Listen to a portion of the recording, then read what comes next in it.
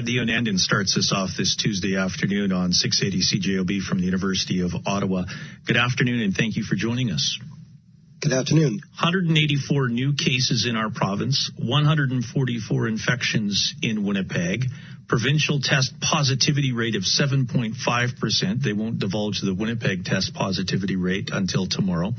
83 hospitalizations, 15 patients in intensive care, and more than 2,200 active cases. What do those numbers tell you? It tells me you're exactly where you don't want to be. And I'm really concerned for the capacity of the Manitoba healthcare system to be sustained. I think we're approaching crisis limits, if not already there now. So it's going to be a hard winter. It's as simple as that. Do you understand the frustration that we're hearing? You heard the clip of our premier saying, grow up. We heard the prime minister today say it sucks. Is that where we're at, where we have to act like moms and dads and speak to people this way? Because clearly the message isn't getting through. It does seem that way. Now, I'm a little bit more sympathetic. I think we're fond of pointing the finger at people for socializing, especially younger people. But many of that demographic are trying to do their part, but they live in climate conditions. They're frontline workers, they're baristas and waiters and so forth, and they can't protect themselves. So there's still things we can do as a society to help them. Things like giving more sick days off, giving them the opportunity to work from home, giving them the opportunity to be at a distance from other people. But yeah, to the extent that people are not taking it seriously, pandemic responses are a democratic process. It only works if every citizen is part of the solution. Government, public health leaders, doctors, epidemiologists cannot do this by ourselves. Where are we relative to other Canadian jurisdictions? We're not an island here. There are other communities going through the same thing. Take us on a bit of a cross-country trip, if you would. Well, Western Canada is seeing a pretty bad experience right now, and Manitoba is not part of Western Canada, but you're seeing a similar situation. Historically, and by historically I mean going back 7 months, this has been mostly a story of BC, Alberta, Ontario, and Quebec. And it's still the case. But it seems that the prairie provinces are on fire a bit here. The majority of cases across the country are still in those 4 provinces I mentioned. But it's the steep climb of cases in Manitoba that is worrying. The test positivity rate is really quite concerning to me. That suggests that the penetration of the infection in the community is quite extreme. It suggests that we don't have enough public health tools deployed. We don't have enough messaging that's being reacted to by people. So I'm quite concerned by the rate of growth in Manitoba.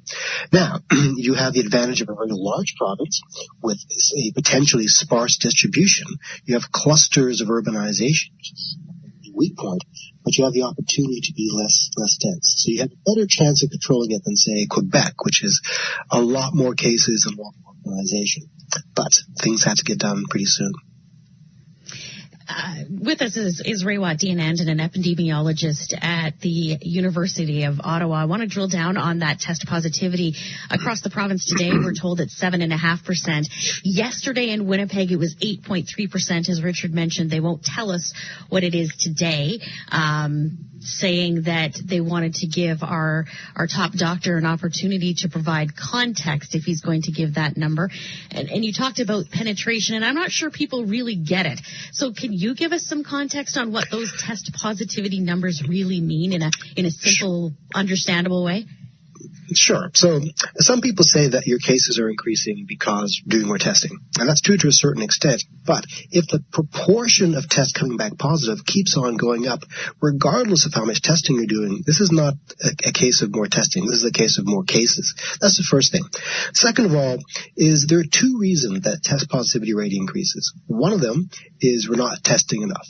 Right? So maybe there actually aren't that many cases, and if you test more, the proportion of positives would be less. Okay, possibly. So you test more until that test positivity rate sort of stabilizes. The other possibility is that there are just that many cases. So how do we interpret 7.5%? It is unlikely that the percentage of people in the greater population that have COVID is 10% or so. It's unlikely. So long as you're under 10%, it probably means you're testing enough. That means that high number, that 7.5, probably means you've got deep penetration. I know that sounds really confusing. That's how you interpret it. It's a dance between are you doing enough testing, are you doing too much testing, versus the trend in the rate of growth of test positivity rate. But the bottom line is you've got a high positivity rate and you have sufficient testing, which means that you've got deep penetration. And when we see now over 2,000 active cases, those are just the ones we know about.